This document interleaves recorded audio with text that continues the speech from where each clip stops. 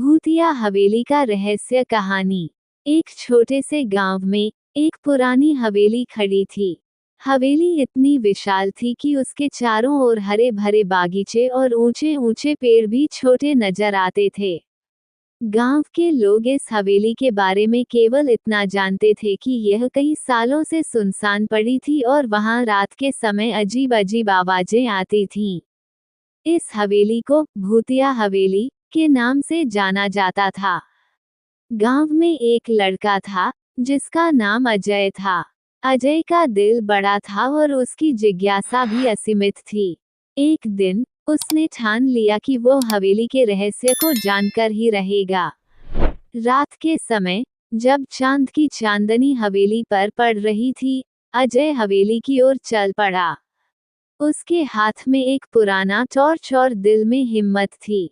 हवेली के दरवाजे पर पहुंचते ही अजय ने सुनील नाम के गांव के बुजुर्ग की कही हुई बातों को याद किया।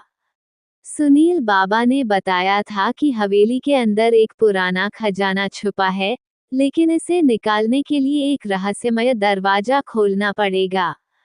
अजय ने सोचा, अगर खजाना सचमुच है तो मुझे इसे ढूंढना चाहिए। हवेली का दरवाजा खोलते ही अजय के सामने अंधेरा छा गया। उसने टॉर्च का बटन दबाया और धीरे धीरे हवेली के अंदर कदम रखा। हवेली का अंदरूनी हिस्सा बहुत ही भयानक था। दीवारों पर धूल की एक मोटी परत थी और फर्श पर टूटे हुए फर्नीचर बिखरे पड़े थे। अजय ने धीरे धीरे चलते हुए हवेली की अलग अलग कोठरियों की जांच की। एक कोठरी में उसने एक पुरानी किताब देखी। किताब पर धूल की मोटी परत थी, लेकिन जब उसने किताब को साफ किया तो उसमें एक पुराना नक्शा मिला। नक्शे में हवेली के अंदर एक विशेष जगह का निशान था।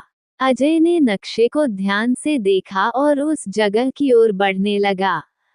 नक्शे के अनुसार वह जगह हवेली के तहखाने में थी। अजय ने तहखाने के लिए सीढ़ियों की ओर बढ़ते हुए एक रहस्यमय ध्वनि सुनी। ये ध्वनि जैसे ही स्पष्ट हुई, अजय ने महसूस किया कि वो किसी प्रकार की चूहे की आवाज थी। उसने सीढ़ियों के नीचे जाते हुए देखा कि एक पुराना लकड़ी का दरवाजा था। अजय ने धीरे धीरे दरवाजा खोला। अंदर एक अंधेरा कमरा था जिसमें एक पुराना तिजोरी रखा था। तिजोरी को खोलने की कोशिश करते हुए अजय ने देखा कि तिजोरी के पास एक पुराना ताले की कुंजी रखी हुई थी। कुंजी को इस्तेमाल करते हुए अजय ने तिजोरी को खोला और उसमें सोने चांदी के सिक्के और आभूषण देखे। फिर अचानक हवेली में एक ठंडी हवा चलने लगी और अजय ने महसूस किया कि उसे अकेला नहीं छोड़ा गया। कमरे के एक कोने में एक पुराना चित्र नजर आया, जिसमें एक युवक और एक युवती की तस्वीर थी। दोनों की आंखों में एक रहस्यमय चमक थी। अजय ने महसूस किया कि वे तस्वीरें हवेली के पूर्व मालिक हो सकते हैं, जिनकी आत्माएं आज भी हवेली में बसी हुई हैं। अजय ने तत्काल तिजोरी को बंद किया और हवेली से बाहर निकलने का फैसला किया।